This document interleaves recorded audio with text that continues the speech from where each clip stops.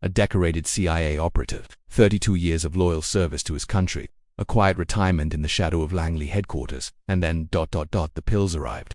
What Marshall Covington thought would cure his insomnia became the trigger for something far more sinister, a nightmare he couldn't wake up from because he was already asleep. Every night, as the blue capsule dissolved in his system, Marshall transformed into a weapon he never knew he could become.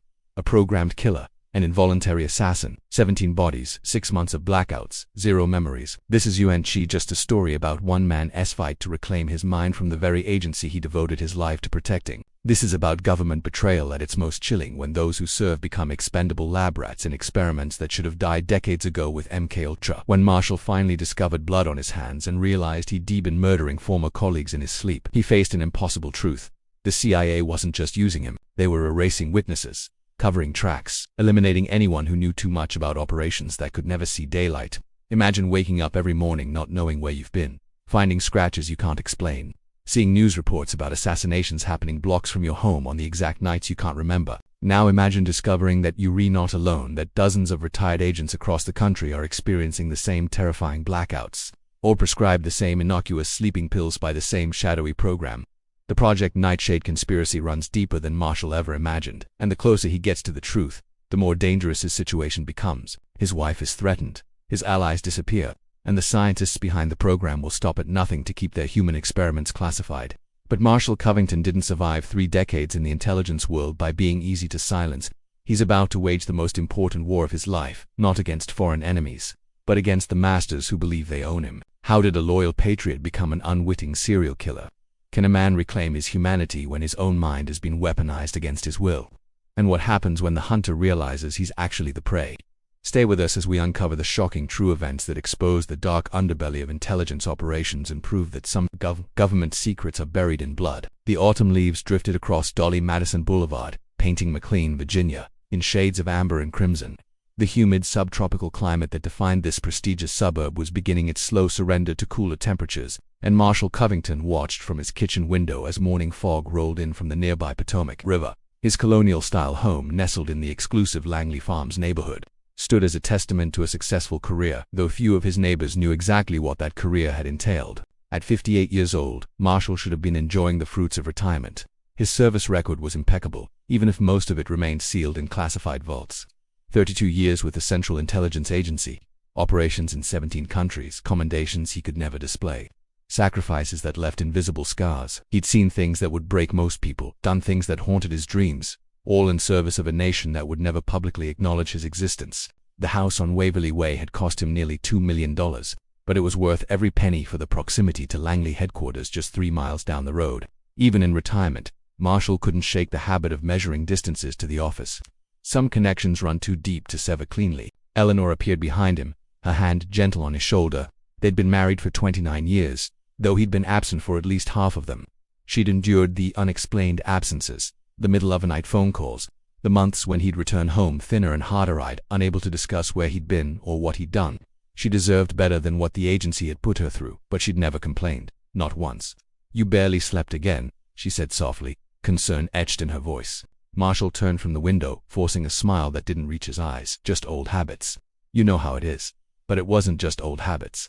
The insomnia had started 6 months after his retirement party, that subdued affair in a conference room where a handful of colleagues had offered carefully worded congratulations that revealed nothing about his actual accomplishments. At first, he'd attributed the sleeplessness to adjustment. After decades of operating in high-stress environments, maybe his body simply didn't know how to power down anymore. Then came the anxiety. Sudden panic attacks that would strike without warning, leaving him gasping for breath in the grocery store or while mowing the lawn. His heart would race, his vision would tunnel, the walls would close in. Eleanor had insisted he see someone, but Marshall had resisted. CIA operatives didn't seek therapy. They certainly didn't admit weakness. The nightmares came next. Vivid, violent dreams that felt more like memories than imagination. He'd wake up drenched in sweat, certain he'd just killed someone, though the details would evaporate like smoke the moment his eyes opened. Eleanor had started sleeping in the guest room because his thrashing kept her awake. He'd wake to find her standing in the doorway, worry creased across her forehead, asking if he was okay. He was never okay. The breaking point came on a Tuesday morning when Marshall woke up on the living room floor instead of in his bed. He had no memory of leaving the bedroom. His feet were dirty, as if he'd been walking outside. His muscles ached like he'd run a marathon. And there, On his forearm were 3 parallel scratches that definitely hadn't been there when he'd fallen asleep. Eleanor had insisted then, and Marshall had finally agreed. Not to a civilian therapist that would raise too many questions, but to Dr. Samuel Chen, a physician who worked exclusively with retired intelligence personnel. The agency maintained a discreet medical practice in Tyson's Corner, just for situations like this. Men and women who'd given everything to their country but couldn't discuss their trauma with ordinary doctors bound by ordinary confidentiality agreements. Dr. Chen's office was unremarkable by design. No CIA logos, no government insignia, just a small suite in a medical building that could have belonged to any general practitioner. But the security was considerable. Biometric scanners, cameras, and a receptionist who was almost certainly armed. The examination had been thorough. Blood work, psychological evaluation. Questions about his service that skirted classified details while still probing for PTSD symptoms. Dr. Chen had been sympathetic but clinical. A man who'd clearly treated hundreds of cases just like Marshall's. What you're experiencing is completely normal for someone with your background, Chen had explained. His voice professionally reassuring. Your body spent 3 decades in fight-or-flight mode. Now that the threats are gone, your nervous system doesn't know how to regulate itself. The insomnia, the anxiety, the night terrors, they're all manifestations of hypervigilance that no longer has an outlet. Marshall had nodded, relieved to finally have an explanation that made sense. I'm going to prescribe something that should help, Chen continued, writing on a prescription pad. But instead of handing Marshall the paper, he'd opened a drawer and pulled out a small amber bottle filled with blue capsules. These are specially formulated for veterans in your situation. They're not available through regular pharmacies. The agency developed them specifically for personnel dealing with post-service adjustment issues. What's in them? Marshall had asked, examining the unmarked bottle. A combination of compounds designed to regulate your nervous system and promote deep, restful sleep, Chen replied smoothly. No addictive properties, no grogginess in the morning. Just take 1 capsule about 30 minutes before bed, and you should notice improvement within a few days. Marshall had taken the bottle gratefully. Anything to stop the nightmares. Anything to give Eleanor her peace back. Anything to feel normal again. The first night, the effect had been remarkable. Marshall had slept through until morning without a single interruption. No nightmares, no waking up in strange places, just deep, dreamless rest. Eleanor had been thrilled when he'd emerged from the bedroom looking genuinely refreshed for the first time in months. Maybe those pills really are a miracle, she'd said, kissing his cheek. Marshall had agreed. Finally, something was working. But then the strange details started accumulating. Small things at first. He'd wake up to find his car keys in different places than where he'd left them. The mileage on his vehicle would be slightly higher than he remembered. Once, he'd discovered mud on the soles of his shoes that he couldn't account for. Eleanor mentioned that she'd heard him moving around the house late one night, but when she'd checked on him, his bedroom door had been locked from the inside. I thought I heard you leave, she'd said the next morning, confusion in her voice. But that doesn't make sense if your door was locked. Marshall had laughed it off, but unease had begun to settle in his chest like a stone. Then came the morning that changed everything. Marshall woke up in his bed feeling more exhausted than when he'd gone to sleep. His muscles screamed with fatigue, his head pounded, and when he looked down at his hands, his breath caught in his throat. Blood, dried blood crusted under his fingernails and smeared across his palm. He'd rushed to the bathroom, heart hammering, and scrubbed his hands until they were raw. There had to be an explanation. Maybe he'd scratched himself in his sleep. Maybe he'd had a nosebleed and didn't remember. Maybe. The television in the kitchen provided the answer he'd been dreading. Eleanor had the morning news on, and the anchor's voice carried down the hallway with grim authority. Breaking news this morning from Arlington. Former government employee Thomas Blackwell was found dead in his home late last night. Police are calling it a homicide, though details remain scarce. Blackwell, 62, had worked for various federal agencies before retiring 3 years ago. Neighbors describe him as quiet and private. If anyone has information, please contact Arlington Police. Marshall had frozen in the doorway, staring at the television screen. Thomas Blackwell. He'd known Tom Blackwell. They'd worked together on operations in Eastern Europe back in the 90s. Tom had been a good field officer, sharp and reliable. They'd lost touch after Marshall's last posting, but he'd heard through the grapevine that Tom had also retired recently. And now Tom was dead, murdered, on a night when Marshall couldn't account for his own whereabouts. The pieces started clicking together in Marshall's mind, forming a picture too horrifying to accept. The sleeping pills, the blackouts, the blood on his hands, the unexplained fatigue, the news of a murdered colleague. No, it wasn't possible. He couldn't have. He wouldn't have. But somewhere deep in his operational training, a voice whispered the truth he didn't want to hear. If something seems connected, it probably is. The agency had taught him that. Trust patterns, trust instincts, and every instinct Marshall possessed was screaming that something was catastrophically wrong. Eleanor walked into the kitchen, saw his face, and immediately moved to his side. Marshall, what's wrong? You look like you've seen a ghost. He wanted to tell her, wanted to share the impossible fear that was taking root in his mind. But how could he explain something he didn't understand himself? How could he voice suspicions that sounded insane even in his own head? I knew him, Marshall managed, gesturing to the television. Tom Blackwell. We worked together. Eleanor's expression softened with sympathy. I'm so sorry. That's terrible. Were you close? Once, Marshall replied distantly. His mind was already racing ahead, cataloging facts, analyzing patterns. Tom Blackwell wasn't just a retired CIA officer. He'd been involved in some of the agency's most sensitive operations. Operations that, if exposed, could bring down administrations. Operations that certain people might want to keep buried, and Marshall, he'd been involved in those same operations. The sleeping pills sat in their amber bottle on his nightstand upstairs, innocuous and deadly. Marshall knew with sudden, terrible certainty that he needed to stop taking them. But more than that, he needed to find out what was really in those blue capsules and what they were doing to him. Because if his worst fears were true, then Marshall Covington had become the very thing he'd spent his career fighting against, an unknowing weapon in someone else's hands. Before we continue with what Marshall discovered next, I need to ask something of you. If you're finding this story as gripping as I believe you are, please take a moment to subscribe to this channel. Hit that notification bell so you never miss our incredible true stories. Leave a like to help others discover this content. And drop a comment below. I want to hear your thoughts on what's unfolding. Share this video with anyone who appreciates stories that reveal the hidden truths of our world. Your support means everything. Now, Marshall's investigation was about to take him down a rabbit hole darker than anything he'd encountered in 3 decades of intelligence work. What he was about to uncover would shake his understanding of everything he'd believed about loyalty, service, and the agency he'd given his life to. The evidence was mounting. The bodies were piling up. And Marshall was running out of time to prove he wasn't losing his mind. He was losing control of it. The decision to investigate his own life felt surreal. Marshall had spent decades investigating others, tracking targets, analyzing behavior patterns, piecing together evidence from fragments of information. Now he was turning those same skills inward, and what he was discovering terrified him. He started with the obvious, documenting everything. In his home office, away from Eleanor's concerned gaze, Marshall created a timeline. Every night he'd taken the sleeping pills. Every morning he'd woken up feeling wrong. Every instance of unexplained evidence, dirty shoes, misplaced keys, extra mileage on his car, mysterious scratches and bruises. The pattern was undeniable. Every single anomaly correlated with taking the blue capsules. Marshall's training kicked in with cold precision. If he was being manipulated and every fiber of his being now believed he was, then he needed proof. Proof that would hold up not just in his own mind but in the harsh light of investigation. The kind of evidence that couldn't be dismissed or explained away. The decision to install cameras in his own bedroom was perhaps the strangest moment of Marshall's life. He felt like a character in a psychological thriller, except this was his reality. Using equipment he'd purchased with cash from an electronics store 2 towns over, he set up 3 small motion-activated cameras with night vision capability. One in the corner of the bedroom, one facing the door, and one trained on his bed. Eleanor discovered what he was doing on the 3rd day. Marshall, what on earth is this? She stood in the bedroom doorway, staring at the small camera mounted discreetly near the ceiling fan. There was no point lying to her. Eleanor deserved the truth, or at least as much of it as he could safely share.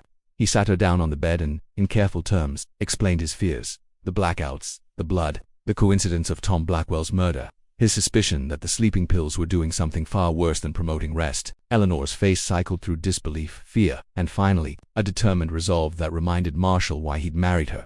She didn't dismiss his concerns as paranoia. She didn't suggest he was having a breakdown. Instead, she asked the question any good analyst would ask. What do we do next? We watch, Marshall replied grimly. Tonight, I take another pill, and we see what happens. The hours before bedtime felt like counting down to an execution. Marshall went through his normal evening routine with mechanical precision. Dinner, television news, a book he couldn't concentrate on. All the while the amber bottle sat on the bathroom counter like a malevolent presence. At 10:30 Marshall swallowed 1 blue capsule with a glass of water. Eleanor sat beside him on the bed, her hand gripping his tightly. I'll be in the guest room, she said quietly. I'll check the camera feed from my laptop if anything happens, ... Don't try to stop me, Marshall interrupted. If something takes control, you can't be in the way. Just record everything. We need to know. Eleanor's eyes glistened with unshed tears, but she nodded. Be careful. I will, Marshall promised, though neither of them knew if that was even possible. The last thing Marshall remembered was lying down, his head settling into the pillow, and a strange tingling sensation spreading from his stomach outward through his limbs. Then nothing. Just blackness. No dreams. No awareness. Complete void. He woke to Eleanor shaking him violently, her face pale and streaked with tears. Daylight streamed through the bedroom window. His body ached as if he'd spent the night in combat, and Eleanor's expression told him everything he'd feared was true before she even spoke. You need to see this, she whispered hoarsely. Marshall, you need to see what you did. They went to her laptop in the guest room, and Eleanor pulled up the camera footage. Marshall's hands trembled as she pressed play. The video began normally enough.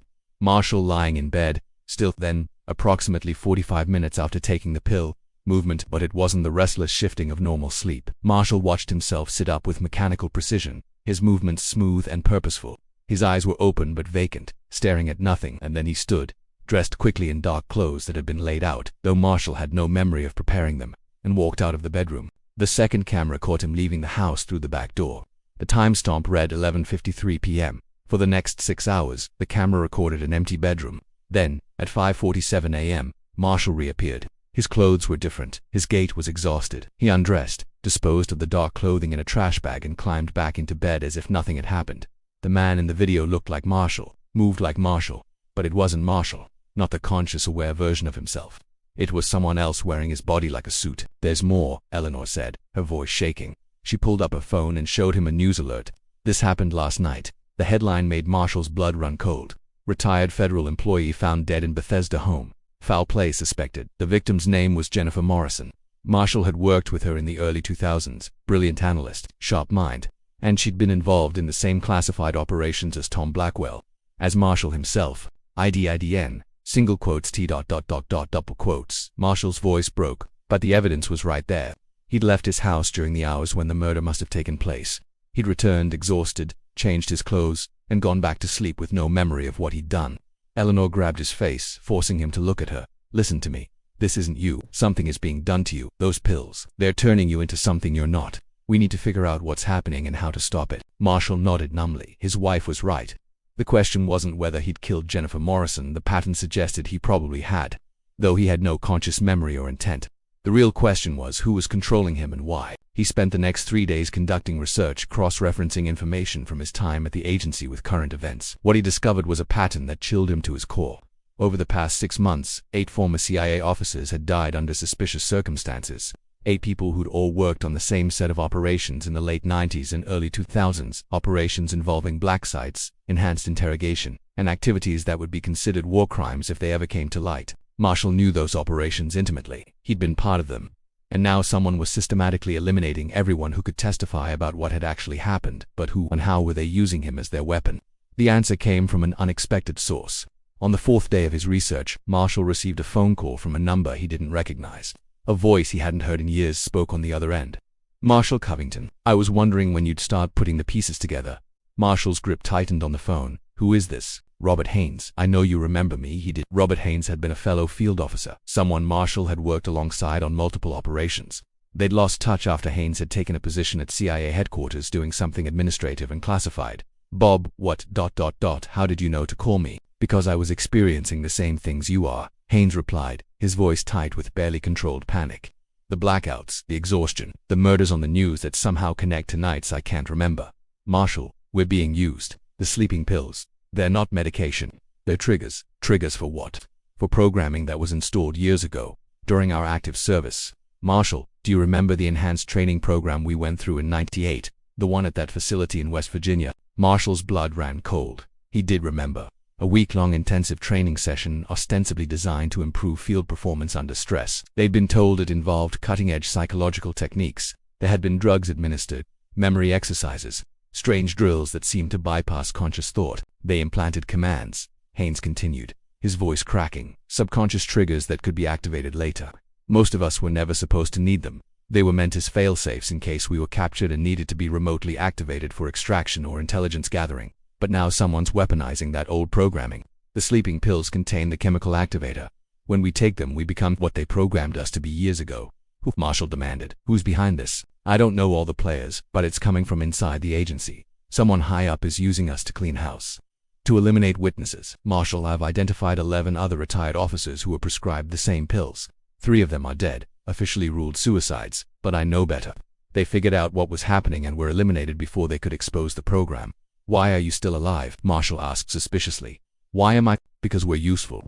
As long as we don't know what we're doing, we keep operating. But the moment we become aware, the moment we become liabilities... Haynes left the implication hanging. We have to stop taking the pills, Marshall said. I tried that 3 days ago, Haynes replied bitterly.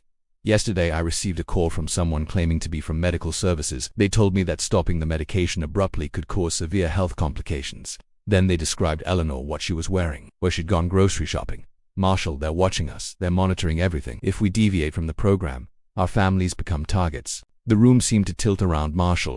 They had Eleanor under surveillance. His wife, who'd done nothing wrong except marry him, was now a pressure point, a tool to ensure his compliance. What do we do? Marshall heard himself ask, though he already knew the answer was going to be complicated and dangerous. We need proof, Haynes said. Undeniable evidence of what's being done to us. We need to document everything, gather other victims, and blow this wide open before we're all dead. But we have to be smart. We can't trust anyone inside the agency. We can't use official channels, and we can't let them know we're onto them. How do we communicate? Old school dead drops, burner phones, in-person meetings at public locations. I'll be in touch with coordinates. Marshall, we're running out of time. Every night we take those pills, we might be killing someone. Someone who trusted us, someone who served alongside us. We have to end this. The line went dead. Marshall stood frozen, phone still pressed to his ear, as the magnitude of the situation crashed over him. He wasn't just a victim, he was a weapon. An unwilling assassin eliminating witnesses to crimes he'd once been ordered to commit. The agency he'd dedicated his life to was now using him as a tool in a cover-up that stretched back decades. Eleanor appeared in the doorway, reading his expression. What happened? Everything's worse than we thought, Marshall replied. And we're not alone. What's your take on what's unfolding here? Can you imagine being trapped in a conspiracy this deep, where your own body has been turned into a weapon without your knowledge? Drop your thoughts in the comments. I want to hear what you think about Marshall's impossible situation. Should he have trusted Haynes? Is there anyone in the agency he can turn to? Let me know below. Marshall was about to make a decision that would either save his life or end it. The conspiracy was vast, the enemy was powerful, and the evidence was buried deep. But he had one advantage the puppet masters hadn't counted on. He'd spent 32 years learning how to fight in the shadows.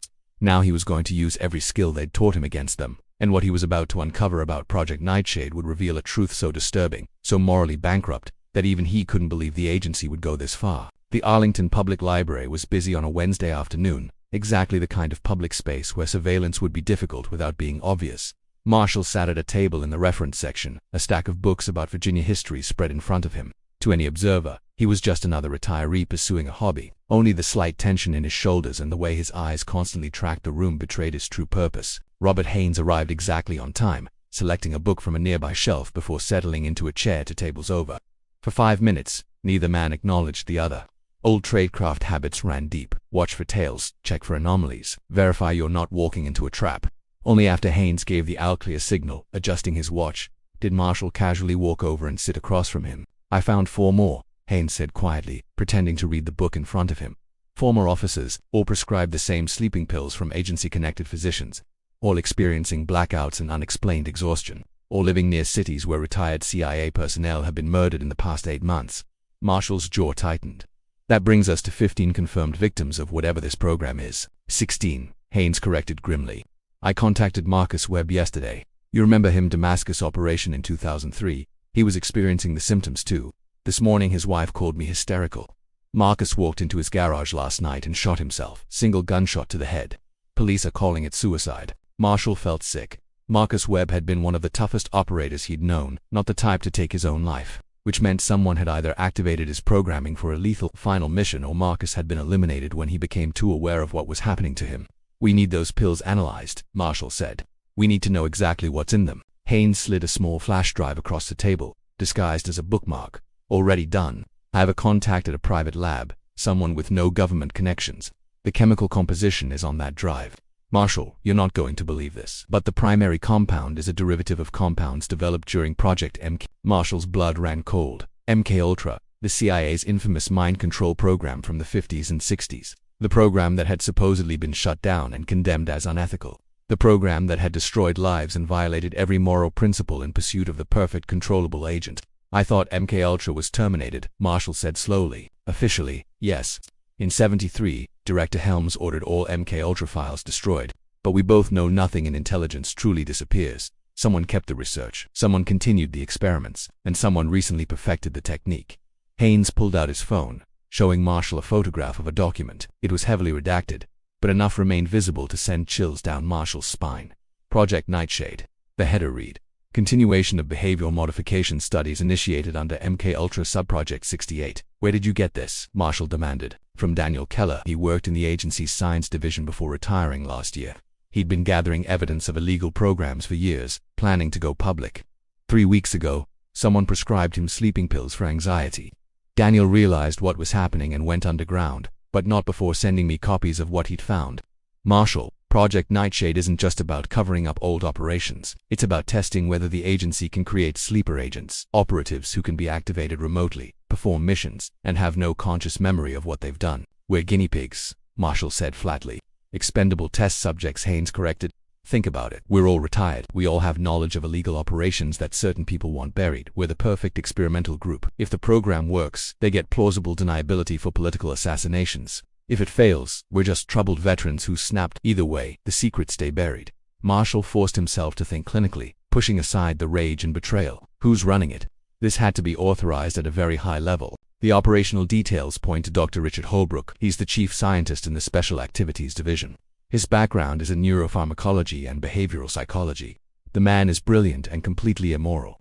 He published papers in the 80s about chemical-induced dissociative states before the agency recruited him. Since then, his work has been entirely classified. And who authorized Holbrook to experiment on retired officers? Haynes' expression darkened. That's where it gets murky. The authorization appears to come from somewhere in the deputy director's office. But the paper trail is intentionally obscured. What I do know is that this goes beyond just covering up past operations. There are geopolitical implications. Several of the murdered officers had been making noise about testifying to congressional oversight committees about enhanced interrogation techniques and black site operations. Powerful people wanted them silenced. So we're assassinating whistleblowers, Marshall said bitterly. The agency is using its own former officers as unwitting hitmen to protect current administration officials from accountability. Welcome to the intelligence community in the 21st century, Haynes replied with dark humor. The irony is, they're using the very tactics we once deployed against foreign targets, except now the target is domestic. Now the target is us. Marshall absorbed this information, his operational mind already working through possibilities. We need more than documents. We need testimony from other victims. We need to prove that pills contain the activating compound. And we need to expose Dr. Holbrook's facility where the programming was originally installed. The facility in West Virginia, Haynes said. It's still operational. Listed officially as a training center, but I have it on good authority that Holbrook conducts his experiments there. If we could get inside, if we could document what's happening, we'd have our proof, Marshall finished. But getting into a secure CIA facility is suicide without proper clearance. Unless we're invited, Haynes said meaningfully. Marshall, you're still taking the pills, right? You're still under their control as far as they know. The implication was clear and terrifying. Marshall would have to continue allowing himself to be activated, continue being their weapon, all while secretly gathering evidence. One misstep and Eleanor would pay the price. One hint that he was onto them and he'd end up like Marcus Webb, another suicide that was anything but. I can't ask you to do that, Haynes said, seeing Marshall's expression. The risk, is already there, Marshall interrupted. They're watching me anyway. At least this way. I'm not just a victim, I'm gathering intelligence. It's what I was trained to do. Before Haynes could respond, both men noticed the same thing simultaneously. A man in a baseball cap had been lingering near the library entrance for the past 10 minutes, pretending to browse magazines but never actually selecting one. Surveillance, not particularly subtle, which meant either the watcher was inexperienced or they wanted to be noticed. Haynes and Marshall exchanged a look. The meeting was over. Contact me through the dead drop we discussed, Haynes said, standing and walking toward the restroom. Marshall remained seated for another 5 minutes, making notes in a notebook as if conducting legitimate research, before leaving through a different exit. The man in the baseball cap followed Marshall. The next 72 hours were a masterclass in counter-surveillance. Marshall led his tail on a mundane tour of McLean's expensive neighborhoods, running ordinary errands, giving no indication he was aware of the watchers. But he was documenting everything, photographing the surveillance team, identifying patterns in their rotation, building a profile of the operation that was monitoring him. And every night he took the blue pill and woke up exhausted, with gaps in his memory and increasing certainty that he'd killed again. The news confirmed his fears. Another retired CIA officer, Patricia Hammond, found dead in her Alexandria condo. Another colleague who'd worked on the same classified operations. Another link in the chain being severed. Eleanor was crumbling under the strain. She barely slept, watching Marshall through the cameras every night, documenting his movements, keeping a log of everything. The woman he'd married had become his archivist, recording his crimes in heartbreaking detail. And there was nothing either of them could do to stop it without putting her life in danger. How many more? She asked one morning, her voice hollow. How many more people will you be forced to kill? I don't know, Marshall admitted. But I promise you, Eleanor, this ends. I'm going to find a way to stop this and expose the people responsible. What if you can't? What if they're too powerful? Marshall didn't have an answer for that. In his career, he'd gone up against terrorist organizations, foreign intelligence services, and criminal enterprises, but he'd always had the backing of the United States government. Now that government was his enemy. The agency he'd served was hunting him, using him, and would ultimately dispose of him when he was no longer useful. The breakthrough came from an unexpected source. Daniel Keller, the Science Division employee Haynes had mentioned, made contact through an encrypted email. He'd been living off the grid for 3 weeks, moving between safe houses, gathering more evidence, and what he'd discovered was explosive. Project Nightshade has 43 active subjects. Keller's message read, all retired officers, all involved in operations that are politically sensitive. I have a list of names and locations. I also have internal communications proving that the program was authorized by Deputy Director William Marks, with full knowledge that it constituted illegal human experimentation. Marshall, they're not just covering up past crimes, they're creating a network of controllable assassins for future use. This goes far beyond a simple cover-up. The message included coordinates for a meeting, a park in Reston, 2 o'clock the following afternoon. Marshall knew it could be a trap. Keller could have been compromised. The whole thing could be an operation to draw him out. But he also knew this might be his only chance to gather the evidence needed to blow Project Nightshade wide open. He went to the meeting alone, despite Eleanor's protests. The park was moderately crowded with families and joggers, providing both cover and witnesses if something went wrong. Marshall sat on a bench near a playground, watching children on swings while scanning for threats. Daniel Keller appeared right on time, looking gaunt and paranoid. He sat on the opposite end of the bench, not looking at Marshall, speaking in a low voice. I don't have much time. They're getting closer. I've identified their surveillance patterns and I'm running out of places to hide. But before they catch me, you need to have this. He placed a small package wrapped in newspaper on the bench between them. That contains copies of all the documents I've gathered. Authorization memos, chemical formulas, test results from human subjects, communications between Dr. Holbrook and Deputy Director Marks. Everything you need to prove Project Nightshade exists and is actively being used against American citizens. Why me? Marshall asked. Why not go directly to the press or Congress? Because you're still operational. Keller replied grimly. You're still taking the pills, still being activated. That makes you living proof. Your testimony, combined with these documents, becomes irrefutable. I'm a fugitive. Haynes is compromised. The other victims either don't know what's happening or are too scared to come forward. You're the best chance we have. How do I know I can trust you? Keller finally turned to look at him, and Marshall saw genuine fear in the man's eyes. You don't. But what choice do either of us have? Marshall, they're going to kill me, probably soon. I've made peace with that. But I refuse to let this program continue. I refuse to let them turn good people into unwitting murderers just to protect political careers. So I'm giving you the evidence and I'm trusting you to do the right thing. Before Marshall could respond, Keller stood and walked away, disappearing into the afternoon crowd. Marshall waited 5 minutes before collecting the package and heading back to his car. Hyper-aware of every person around him, every vehicle that might be surveillance, he made it home without incident and immediately took the package to his office. Inside were dozens of documents, printed emails, and a flash drive containing even more data. As Marshall began reading, the full scope of Project Nightshade came into focus, and it was worse than he'd imagined. The program had been in development for over a decade. The initial programming had been installed during what they'd been told were enhanced training exercises. 43 retired officers had been targeted for activation. 17 had already been used to commit murders. 6 had died after becoming aware of their programming. The rest were still functioning as unknowing assets, ticking time bombs waiting to be activated. And the ultimate goal: to create a network of plausibly deniable assassins who could be activated anywhere in the country with a simple chemical trigger. No operational trail, no connection to the agency. Just seemingly random violence perpetrated by mentally unstable veterans. Marshall was reading through financial records payments to Dr. Holbrook's research division when his doorbell rang. Eleanor answered it, and Marshall heard raised voices. He emerged from his office to find 2 men in suits standing in his foyer, flashing credentials. Mr. Covington, I'm Agent Peters with the FBI. This is Agent Morrison. We need you to come with us for questioning regarding the deaths of several former CIA officers. Marshall's heart rate spiked, but he kept his expression neutral. Questioning? About what specifically? We've received information that you may have been in contact with persons of interest in an ongoing investigation. We'd like to discuss your relationship with Robert Haynes and Daniel Keller. It's voluntary, but we would appreciate your cooperation. They weren't arresting him, not yet, but this was clearly a move by Project Nightshade's handlers to contain the situation. Get Marshall isolated. Find out what he knew, possibly eliminate him if necessary. I'd like to call my lawyer, Marshall said calmly. Of course.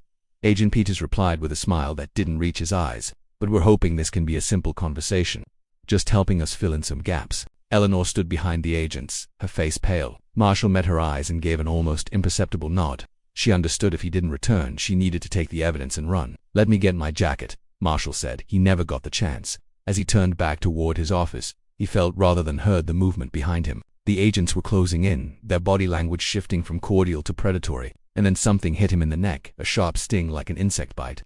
Marshall's hand flew to his neck, pulling out a small dart. His vision blurred. His legs went weak. Eleanor was screaming something, but the sound seemed to come from underwater. The last thing Marshall saw before darkness claimed him was one of the agents speaking into a radio. "Package secured. Bring him in," then nothing. "I want to thank you so much for staying with this story up to this point. Your commitment means everything, and I promise you, the most intense revelations are still ahead." Marshall's fight is far from over, and what happens next will challenge everything you thought you knew about loyalty, justice, and the price of truth. Stay with us. Marshall woke up in a place that would redefine his understanding of how deep the betrayal ran. The facility waiting for him wasn't just a black site. It was the birthplace of Project Nightshade itself. And the man who decreated him as a weapon was about to explain exactly what Marshall had become. The truth would be more disturbing than he could have imagined, but it would also give him the key to fighting back. Because Dr. Richard Holbrook made one critical mistake. He underestimated the strength of a man who'd already lost everything except his will to survive. Consciousness returned in fragments, cold metal against his cheek, the antiseptic smell of industrial cleaning solution, fluorescent lights burning through his closed eyelids, pain radiating from his wrists and ankles where restraints bit into skin, and voices clinical, detached, discussing him like he was a specimen rather than a person. Marshall forced his eyes open, fighting against the drug-induced fog that made thinking feel like wading through mud. The room was white and sterile, more laboratory than prison. Medical equipment lined one wall. Monitors beeped with steady rhythm, presumably tracking his vital signs. And standing near the door, studying a tablet with professional detachment, was a man Marshall recognized from Keller's documents. Dr. Richard Holbrook. He was younger than Marshall expected, perhaps mid-50s, with the kind of neat appearance that suggested someone who valued control and precision. Wire-rimmed glasses, graying hair precisely styled, a white lab coat over business casual attire. He looked like he could be teaching biochemistry at a university rather than running illegal human experiments for the CIA. "Ah, Mr. Covington, welcome back to consciousness. How are you feeling?" Holbrook's voice carried the mild interest of a physician conducting a routine examination. Marshall tested the restraints, reinforced leather, professionally applied. No give. He was strapped to what appeared to be a medical chair, tilted slightly upward. His training kicked in automatically. Assess the environment. Identify exits. Catalog potential weapons. 2 doors, both likely locked. No obvious escape tools within reach. He was in a controlled space designed to prevent exactly what he was thinking. "Where am I?" Marshall's voice came out rough, his throat dry. "Somewhere safe," Holbrook replied, which wasn't an answer at all. He approached the chair, checking one of the monitors. "Your vitals look good. No adverse reaction to the sedative. Excellent. We were concerned given your age and medical history, but you've proven quite resilient. The FBI agents ... weren't FBI." Holbrook finished with a slight smile. "Company assets. We needed to bring you in for evaluation and we couldn't have you making a scene. This way was simpler for everyone involved." Marshall's mind raced despite the lingering drugs. He'd been abducted by his own former employer. The evidence he'd collected was either in Eleanor's hands or already confiscated.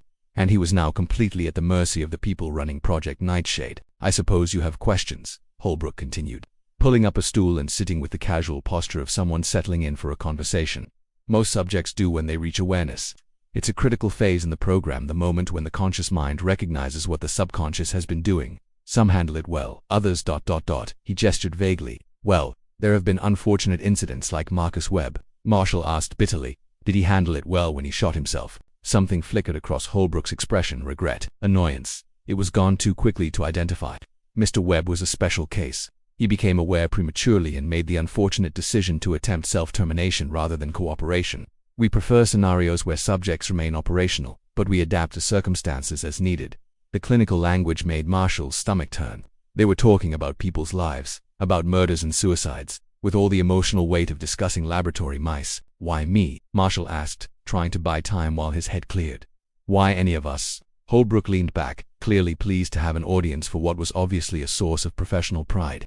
Project Nightshade represents the culmination of decades of research into behavioral modification and subconscious programming. The agency's early attempts in the 50s and 60s were crude. Drugs like LSD, hypnosis, electrical stimulation. They had the right idea but lacked the sophistication to make it practical. He stood, pacing as he spoke, warming to his subject. What we've achieved is different. We're not trying to erase memory or create entirely new personalities. We're accessing pre-existing neural pathways, your training, your operational skills, your capacity for violence that was developed over years of service. And then we're creating a trigger mechanism that allows us to activate those capabilities without engaging your conscious mind. You turned us into weapons, Marshall said flatly. We gave you purpose, Holbrook corrected. You and 42 others represent the most successful experiment in controllable human assets ever conducted. Do you understand what that means? No more need for complex operations with dozens of personnel. No risk of operational security breaches. No moral hesitation or ethical complications. We activate, you perform, and you return to your life with no memory and no guilt. It's elegant. It's slavery, Marshall growled. You're controlling our bodies without consent. Consent was given when you signed your operational agreements, Holbrook replied smoothly. The fine print that none of you actually read included provisions for participation in experimental training protocols. Legally, we're on solid ground. Marshall doubted that would hold up in any legitimate court, but pointing that out seemed futile. Holbrook clearly believed in his work with the fervor of a true believer, and true believers were the most dangerous kind of adversary. What's in the pills? Marshall asked, changing tactic. A modified compound based on derivatives of scopolamine and several synthetic neurotransmitter modulators. The exact formulation is classified, naturally, but the effect is what matters. When the compound reaches critical concentration in your bloodstream, it activates dormant programming installed during your enhanced training back in '98. You probably don't even remember that week clearly, do you? Marshall forced himself to think back. The West Virginia facility, a week of strange exercises, drugs they'd been told would enhance performance, memory gaps that he'd attributed to exhaustion, but it had been more than that. They'd been installing the framework for future control. We mapped your neural patterns, Holbrook continued. Created triggers tied to specific operational behaviors. When activated, you're essentially running on autopilot, utilizing decades of training without the interference of conscious thought. You're actually more efficient this way. No hesitation, no moral qualms, just pure operational effectiveness. And the targets? Marshall asked, though he already knew the answer. Individuals who pose security risks. Former officers who've expressed interest in testifying about classified operations. Potential whistleblowers who could damage current administrative officials, people who know too much and lack the wisdom to stay silent. The United States government has a legitimate interest in protecting national security, Mr. Covington. Sometimes that requires difficult decisions. You mean murder. I mean operational necessities, Holbrook corrected calmly. 17 successful missions completed through the Nightshade assets. 0 operational footprints. 0 connections to the agency. From a purely tactical standpoint, the program has been an unprecedented success. Marshall felt sick. 17 people dead by the hands of unknowing assassins. 17 murders that looked like random violence or the actions of unstable veterans. And how many more were planned? What happens to us when you're done using us? Marshall asked. When we've eliminated all your targets. Holbrook adjusted his glasses. A gesture Marshall was beginning to recognize as the man's tell when he was about to deliver particularly disturbing information. That's actually what we're evaluating now. Some subjects remain useful for future operations. Others, double quotes, he paused. Others experience increasing instability as awareness grows. The human mind isn't designed to compartmentalize murder indefinitely. Eventually, the conscious and subconscious conflict creates psychological breaks, suicides, psychotic episodes, unfortunate but statistically predictable. So we're disposable. All assets are ultimately expendable in service of larger goals. Holbrook replied without a trace of emotion. Surely you've learned that in your 32 years of service. The mission always comes first. Individual lives, including your own, matter only insofar as they serve operational objectives. He was right, and Marshall hated that. The agency had always operated on that principle. He'd accepted it when he signed up, when he'd taken assignments that might not end with him coming home. But there was a difference between accepting personal risk and being turned into an unwitting murderer. Why are you telling me this? Marshall demanded. Why explain the program instead of just activating me again? Because we need to understand your level of awareness, Holbrook replied. You've been in contact with Robert Haynes and Daniel Keller. You've stopped taking your medication for 3 days now. Yes, we monitor that. You've installed surveillance in your home and attempted to document your nighttime activities. All of this indicates a subject transitioning from unconscious asset to aware liability. He moved closer to Marshall's chair, his expression clinical. So now we evaluate, can you be brought back under control with adjusted dosing? Do we need to implement more aggressive management techniques? Or have you crossed the threshold where elimination becomes the only viable option? Marshall's blood ran cold. They were discussing whether to kill him with the same casualness someone might debate replacing a malfunctioning appliance. The door opened and 2 orderlies entered, both carrying the kind of build that suggested military backgrounds. Behind them came a woman in a lab coat carrying a tray of medical instruments. We're going to run some tests, Holbrook explained. Psychological evaluation, neurological mapping, blood work to determine optimal compound concentrations. It will take several hours. I suggest you cooperate.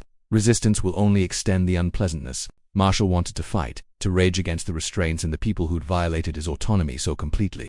But his training held him still. Attacking now would accomplish nothing. He needed to conserve energy, gather information, wait for an opportunity. As the medical team began their procedures, Marshall forced himself to think strategically. He was in what appeared to be an underground facility. The lack of windows and the quality of the air suggested deep underground.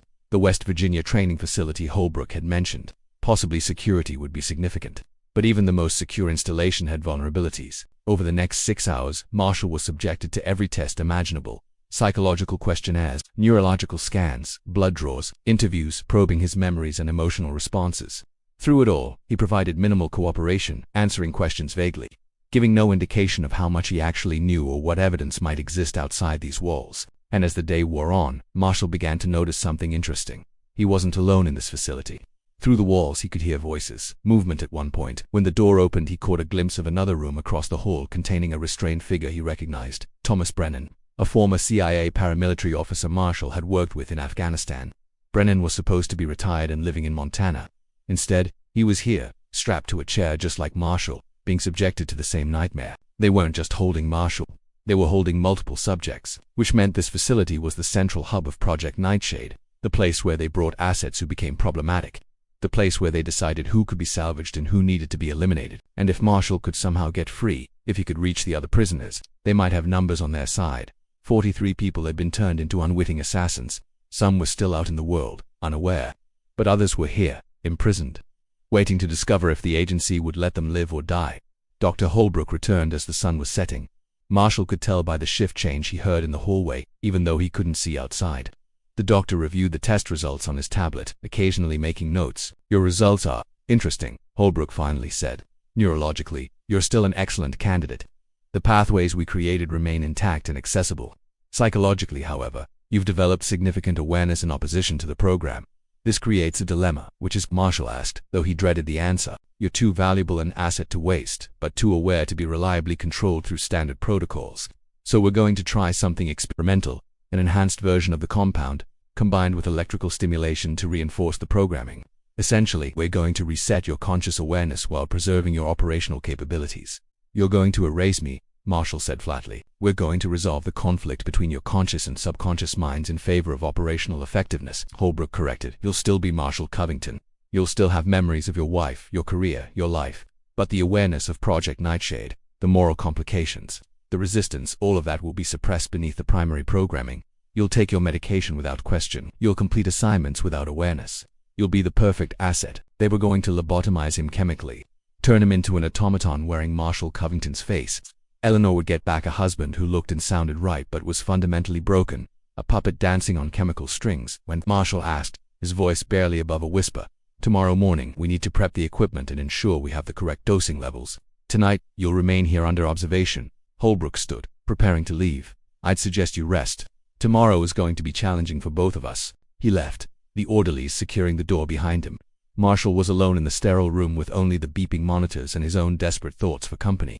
He'd been in desperate situations before, captured by hostiles in foreign countries, pinned down under fire, operating without backup in hostile territory. But he'd always had his mind, his training, his ability to think and plan. Tomorrow they were going to take that away.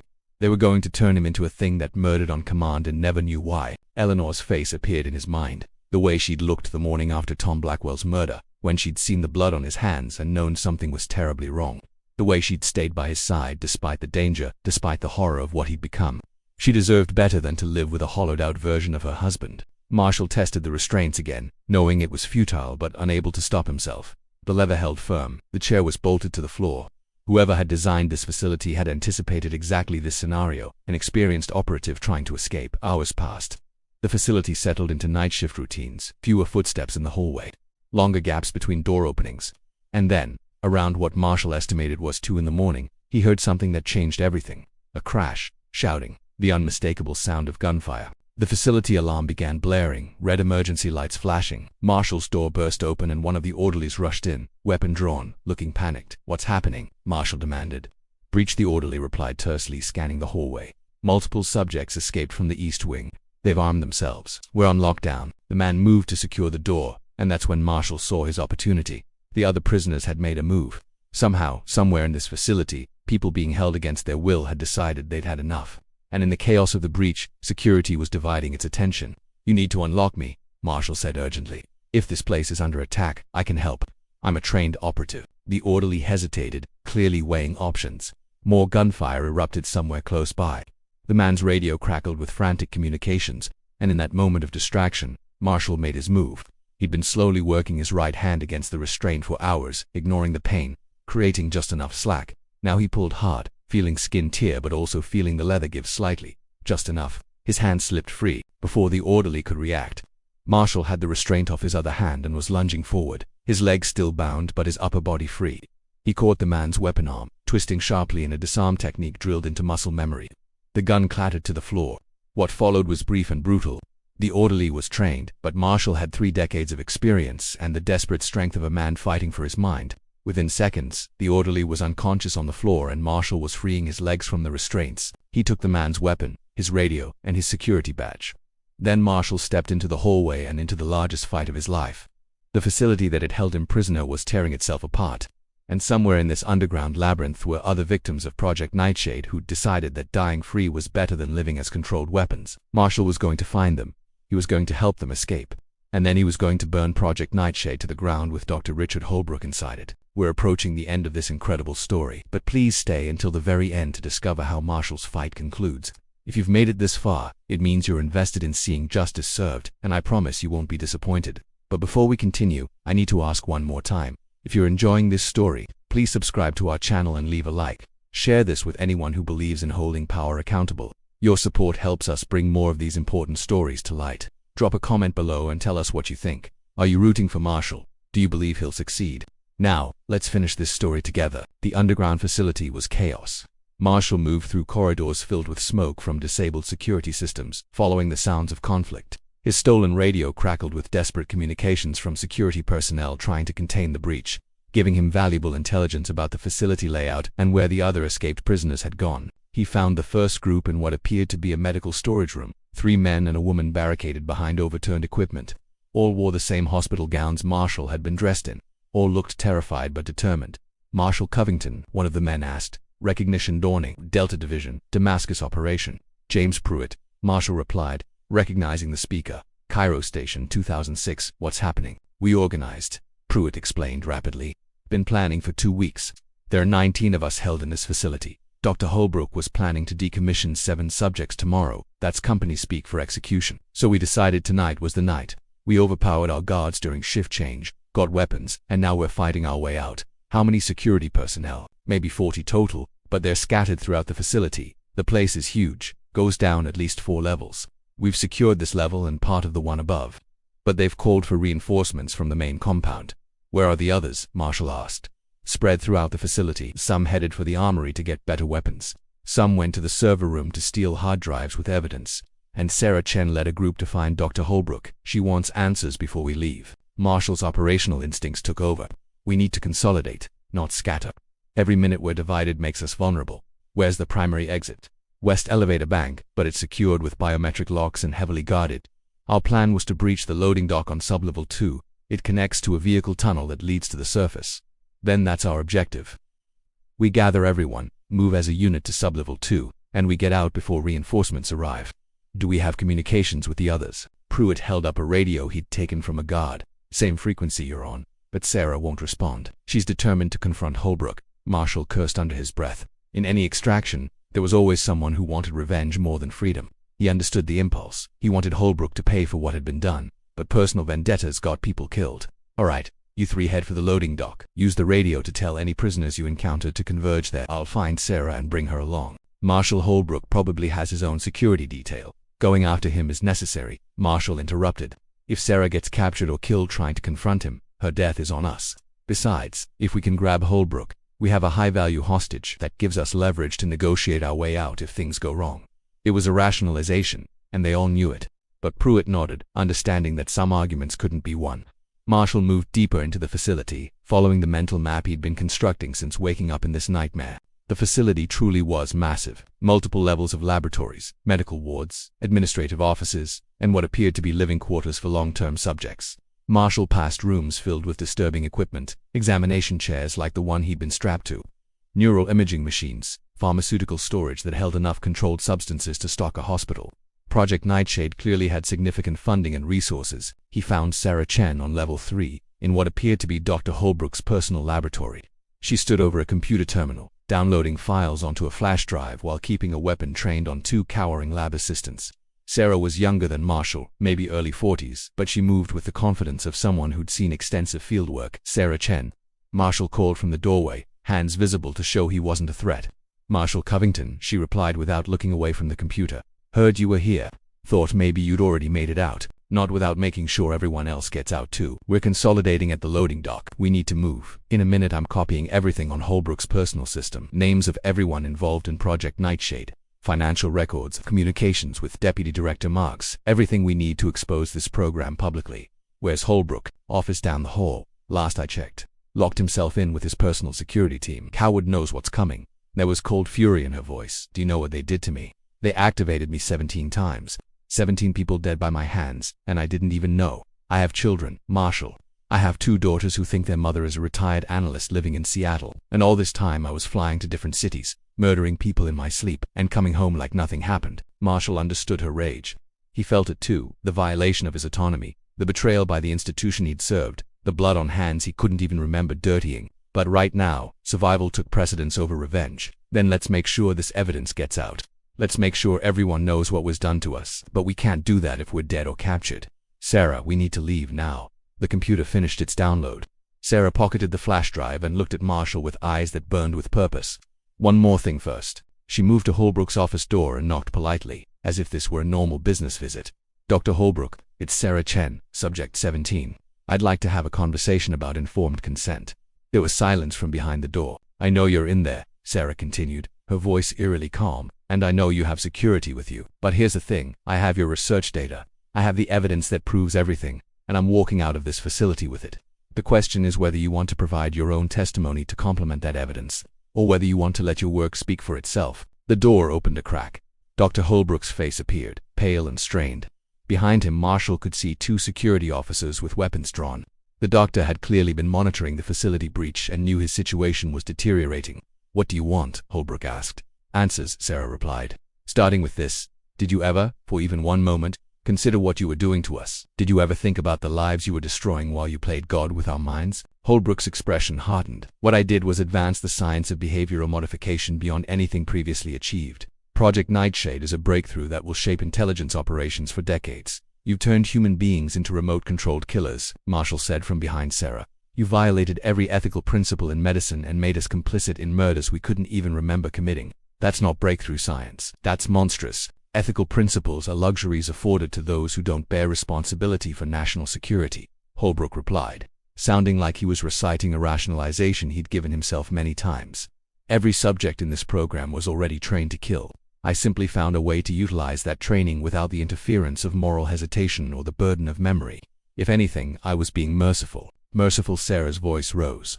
"You think erasing our awareness of murder is merciful?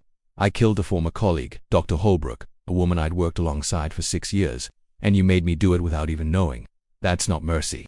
That's torture." "It was necessary," Holbrook insisted. "Those individuals posed security risks. They had knowledge that could not be allowed to become public.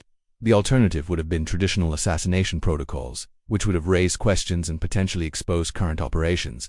My method was clean, efficient, and protected both national security interests and the operatives who executed the missions. You should be thanking me." Marshall had heard enough. He raised his weapon, not pointing it directly at Holbrook but making the threat clear. "Here's what's going to happen. You're going to come with us. You're going to walk out of this facility and surrender yourself to proper authorities, actual FBI, not the company assets you've been using. And you're going to testify about every aspect of Project Nightshade," or Holbrook asked calmly. "Or Sarah shoots you. We take the evidence anyway, and your life's work becomes known as the crime it actually is without you being able to defend yourself. Your choice, Doctor." For a long moment, Holbrook weighed his options.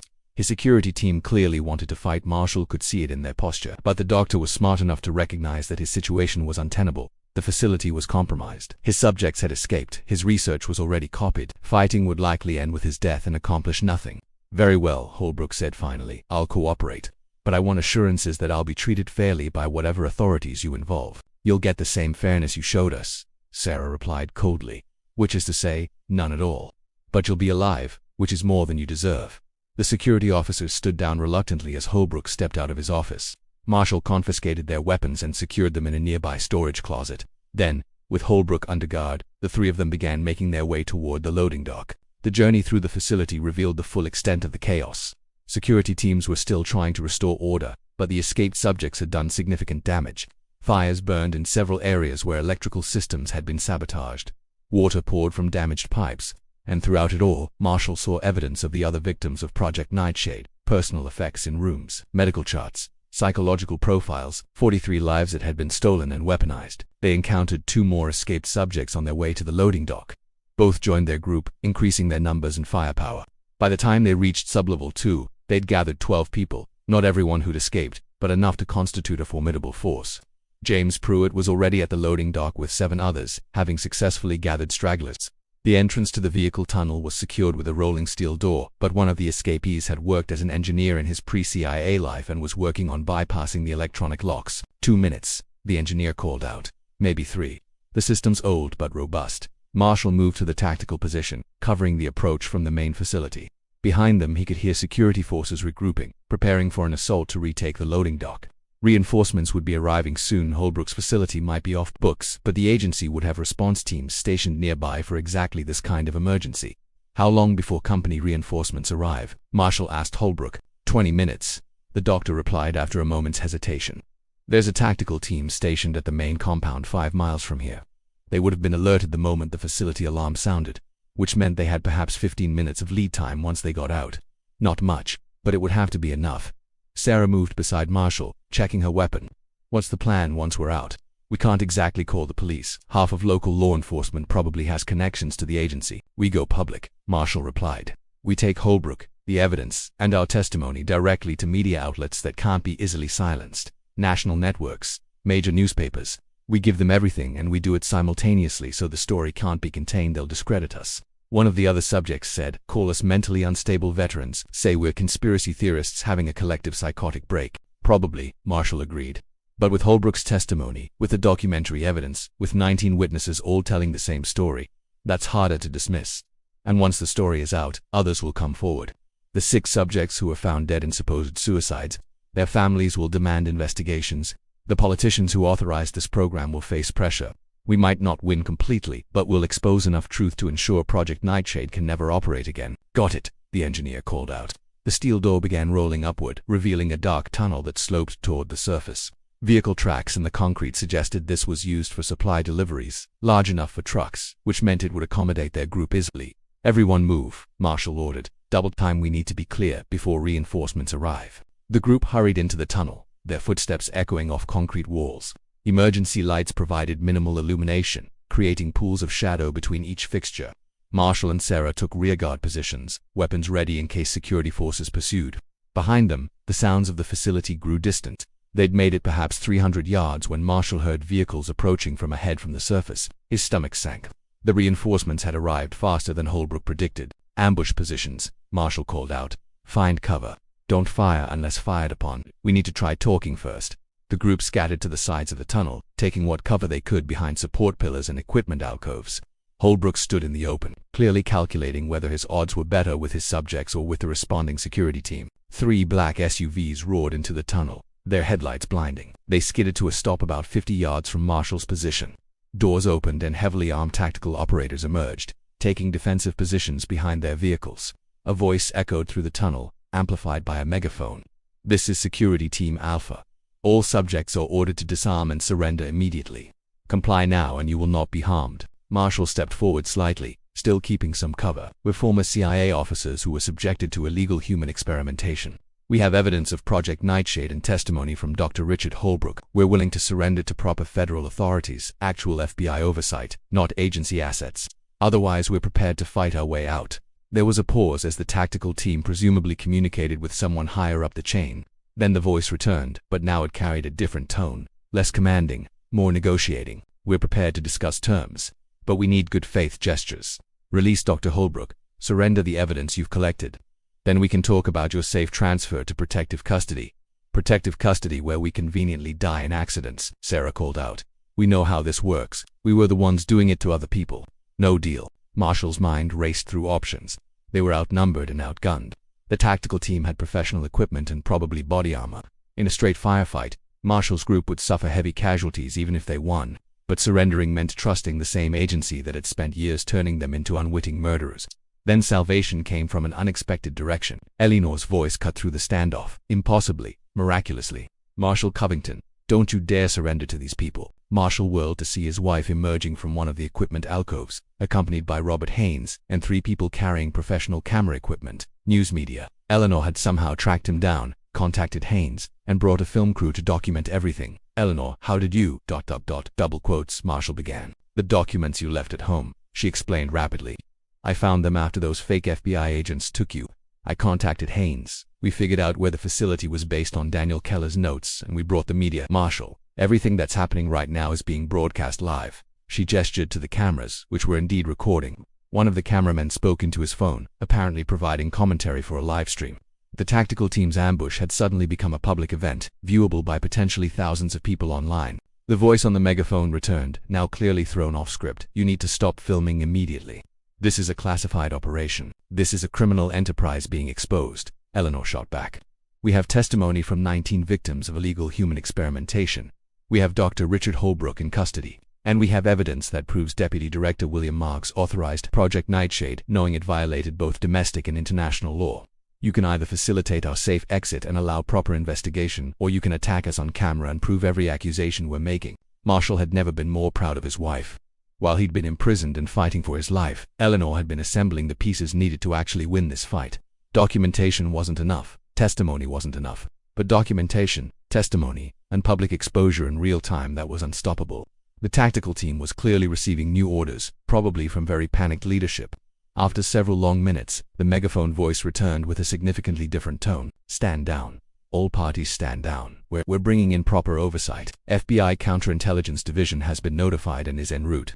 Everyone remains in position until they arrive. It wasn't complete victory, but it was enough. Marshall lowered his weapon, signaling his group to do the same. The standoff dissolved into tense waiting as all parties held position. Cameras rolling, documenting everything. The FBI arrived 40 minutes later, actual FBI this time, with proper oversight and accountability. They secured the scene, took statements from everyone present, and placed Dr. Richard Holbrook under arrest. They also arrested 2 of the tactical team members who, it turned out, had been involved in covering up Project Nightshade activities. Marshall stood with Eleanor as dawn broke over the Virginia countryside, the facility entrance now crawling with federal agents, media personnel, and officials from various oversight bodies. 19 former CIA officers who'd been turned into unwitting assassins were finally free. Evidence of their torture was being catalogued and preserved, and the people responsible were beginning to face consequences. It's not over, Eleanor said quietly, her hand in his. There will be investigations, trials. They'll try to discredit everyone involved. I know, Marshall replied. But we have truth on our side and we have each other. That's more than we had yesterday.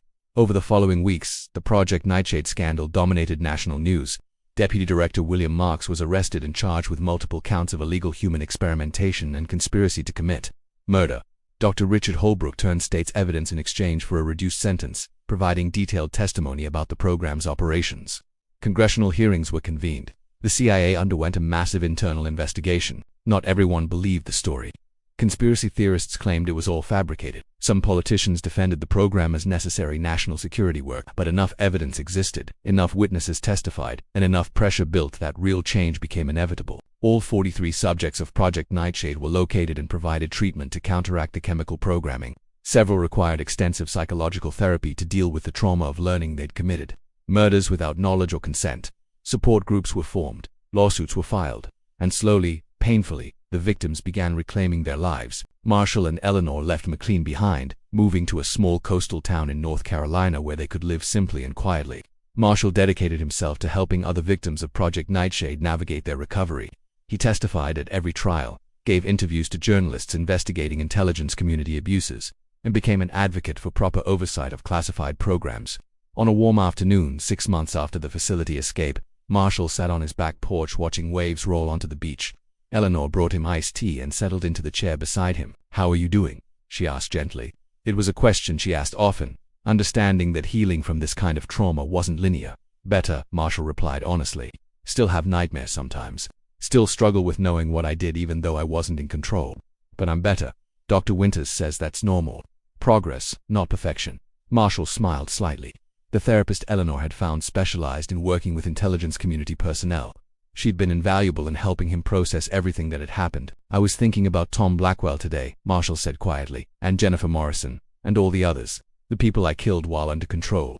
Their families will never fully understand what happened. How can they?